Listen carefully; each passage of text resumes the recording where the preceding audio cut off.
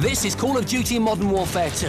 It took the makers Infinity Ward 2 years to develop and cost the equivalent of a Hollywood blockbuster, but then shattered all box office and video game records with sales worth $550 million in the first 5 days.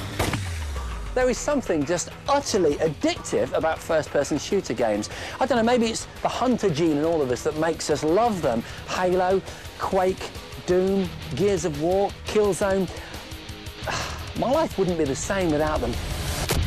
But right now, it's Modern Warfare 2 that everyone's talking about. Play it online and whatever your format, PC, PS3, Xbox 360, at whatever time of day, and you'll usually have a choice of around 500,000 other gamers across the globe to go up against. And trust me, there's some serious competition out there, but taking on fellow gamers is one thing. Taking on a real soldier, that's a different thing altogether. But that's exactly what I'm going to do today, because we've created a challenge that, as far as we know, has never been tried before. By analysing the game footage, we've been able to replicate, in real life, a level of Modern Warfare 2. OK, this is Bognor Regis, not Beirut, but the things that matter are completely accurate. The number of targets, the distance between them, and the layout of the building all mirror the game. The game developers call it the Pit, a training exercise at the start of the game that's designed to teach you your combat skills and have them assessed. The mission is short and sweet. From the start point, there's a 50-metre dash across open ground, into a building and then up a flight of stairs, before you jump back down to ground level for a further 50-metre run to the finish line. Along the way, there are 24 enemy targets, and you've got to hit the lot.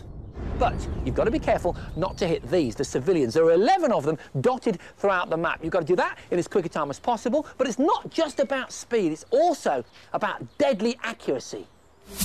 And in a minute, a real-life soldier is going to tackle it. And at the same time, I'm going to face the Pit, except mine will be the simulated version. So all I need now is a real-life soldier who is as good in the actual world of human conflict as I am in the virtual one. Which is where this guy comes in.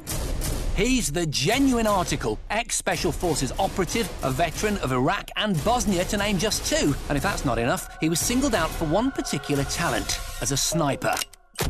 He's one of those rare breed of men who undertake missions most of us never get to hear about. And that's why we can't reveal his true identity. So let's call him Sid.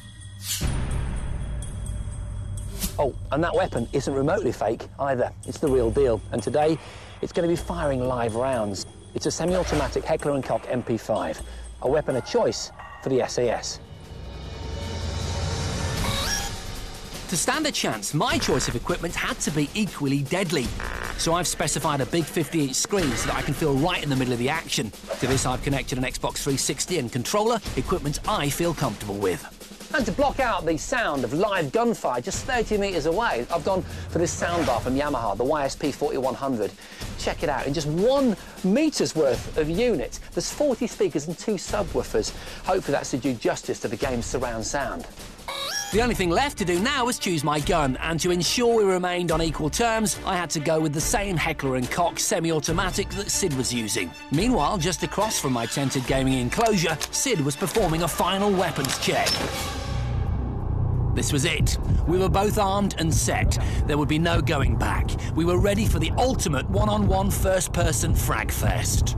Oh, I am so nervous, man. My hands are like wobbling. 3, 2, 1... Go. We were off, and immediately adopted different tactics. Sid went straight into a static shooting position, picking off a handful of targets in one go, while I set off immediately, taking my opening shots on the move. With his targets down, Sid was hot on my heels, but halfway around the first part of the course, he stopped again and rapidly took out his remaining enemies. At the same point, I also stopped briefly to take aim at the enemy on top of the building.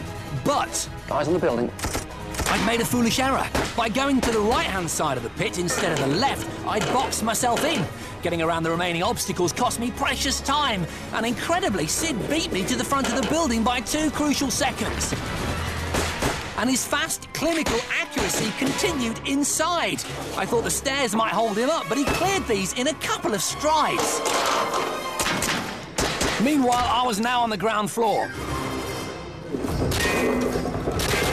change magazine, run up the stairs. I was hitting all the targets, but I wasn't fast enough because Sid was already at the jump point and still had a 1 second lead. Okay, jump. But I knew this would be my last chance to overtake him. Sid had reached the last section of the pit. The finish line was in his sight.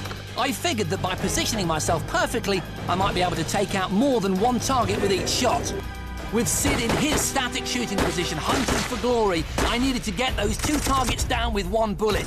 But could I achieve it under such intense pressure? Incredibly, 2 went down together. Then another 2. I was on fire. Run, run, run! Go, go, go, go, go! I'd finished.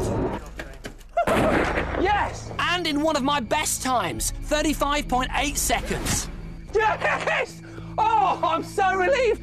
I need to know how Soldier Boy's done. It was a great time. I had to be with a chance. But I was up against a highly trained Special Forces operative. Could I possibly have beaten his time on the real course? How did it go, man? Hard and fast, my man. Hard and fast, Hard yeah? and fast. Good work, man. What was his time? I don't know. What was the time? 42.1. Yay! 35.8! Oh, no. Oh. Yes! Well done, man. Yes! Done. I've got to tell you, I was a big fan of that game, and especially the pit level, which, you know, there's an internet culture around where everyone tries to get the best time. To see it built in reality... It looks exactly the same as the game. Wasn't it? It's identical. Sobering thought, though, isn't it, that Special Forces guy has actually put in that sort of performance for real against the proper baddies who were fighting back. And completely immense respect for that. Yeah. No doubt, no doubt. But the bottom line is, we won. The score is Gadget Show 3, Professionals 1. And Gadgetorious victory! Yay!